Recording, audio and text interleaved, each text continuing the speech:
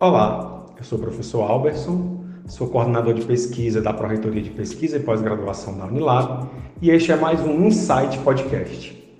O Insight Podcast consiste em um podcast curto que aborda algum tema científico muito relevante para a nossa universidade e também para a nossa sociedade.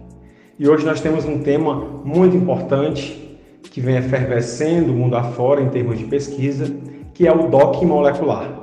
Para me ajudar, eu vou chamar a Michele, que é nossa aluna do curso de Engenharia da Computação. E aí, Michele, quem é que está com a gente hoje para nos ajudar sobre esse tema tão importante? Bom, professor, hoje o nosso convidado é o professor Aloísio. Seja bem-vindo, professor. Professor, eu andei dando uma pesquisada sobre o docking molecular. Achei um tema assim, bastante interessante, mas assim, ainda tem um pouco de dúvida ainda, não ficou tão claro. O senhor poderia, por favor, explicar para mim e para os meus colegas o que é docking molecular? Bom, em que consiste o docking molecular? Na verdade, esse é um termo em inglês que ele meio que aportuguesou. Muitos também falam em alguns escritos, manuscritos, como docagem, né? Docagem molecular. Mas o termo ele significa ancoragem, ancoragem molecular, que está relacionado com a interação entre uma molécula pequena, ou seja, uma molécula de menor porte, e ela interagindo com uma molécula de maior porte. Então, essa molécula de maior porte, eu posso dizer que seria uma proteína, ou pode ser uma enzima, ou até mesmo uma molécula de RNA. Então, essa interação que ocorre é que é chamado o docking molecular. Aí, posteriormente, deve ser feito o quê? A análise dos dados, né, dessa ancoragem molecular. Que aí tem o quê? Estimativas de energia da interação entre as duas moléculas e outros detalhes também que são chamados de pontuação. Ah, entendi. Bacana. Mas assim, professor, o que motiva e por que vale a pena pesquisar sobre o docking molecular? Primeiramente, a gente tem que levar em conta o seguinte: esses estudos são estudos de simulação computacional. Então, é uma forma de planejamento. Eu não estou aqui trabalhando com a realidade, mas simulando a realidade.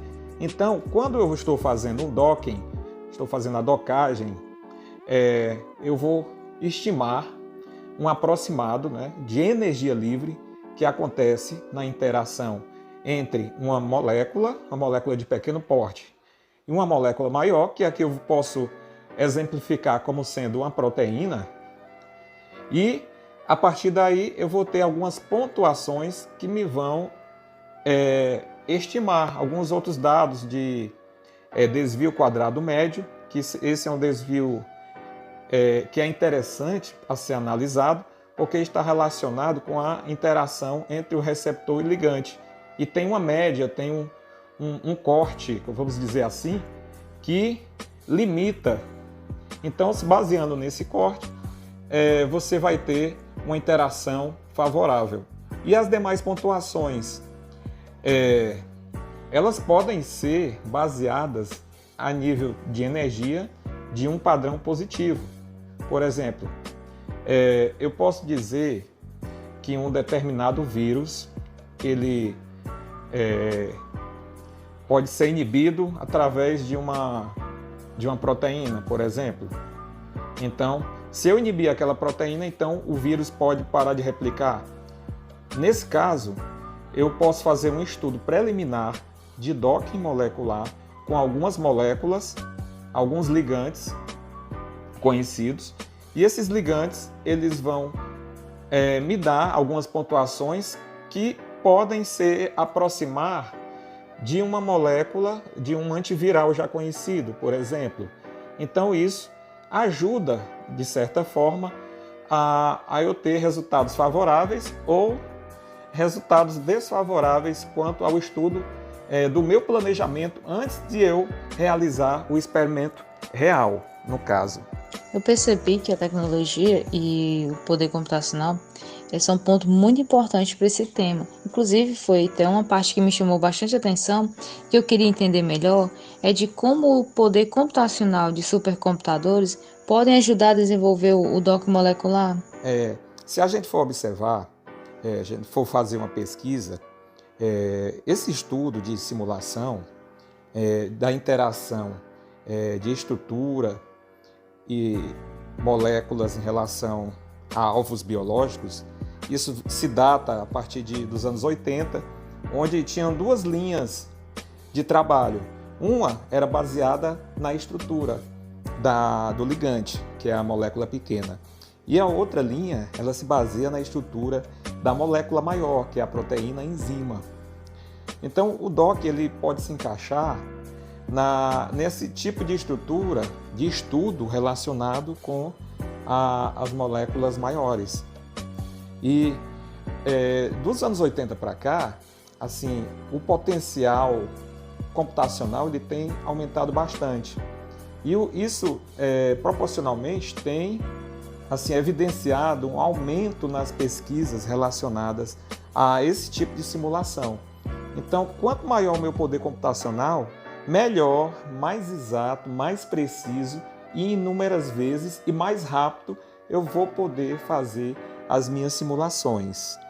Certo, entendi. Professor, nós sabemos que a universidade ela tem sua contribuição com a sociedade. Mas assim, como a universidade pode contribuir com a sociedade através do desenvolvimento do dock molecular? Bom, de que forma a universidade pode contribuir com esses estudos de docking molecular? Na verdade, de várias formas. Como nós sabemos, a universidade ela é um tripé que envolve, né, de uma forma bem assim, igual o ensino, a pesquisa e a extensão. Nós podemos desenvolver trabalhos que envolvam docking molecular tanto no ensino, na questão do aprendizado, naquele aluno que quer entender os mecanismos, as interações que existem entre as moléculas e as proteínas. Ou então, isso pode ser aplicado numa forma de aplicativos, ou de livro, ou de minicurso, de oficinas na parte da extensão, ou até mesmo na pesquisa, que aí já envolve estudos adicionais de simulação. Mas é uma forma que pode se ajudar, né? Pode se contribuir de várias maneiras. Um adicional em relação à pesquisa que tem que ser dito é que, no caso, muitos grupos agora que estão desenvolvendo, né, essa linha de pesquisa estão com um crescimento muito grande agora, depois da pandemia, principalmente por essa questão da doença, do vírus, né, do Covid, e também outras doenças negligenciadas, como, por exemplo, a leishmaniose, a dengue, o ebola. Então, esses tipos de doenças, muitos grupos de pesquisa estão desenvolvendo, trabalhando na questão de buscar de forma simulativa, né, de forma de planejamento, fármacos, na busca de novos fármacos e estudar a interação com esses alvos biológicos. Para finalizar, eu gostaria de saber só mais uma coisa. Como a sua pesquisa poderia ser absorvida por grandes empresas produtoras de fármacos? Bom, como a minha pesquisa ela pode contribuir, né, com essas empresas farmacêuticas, né, de certa forma?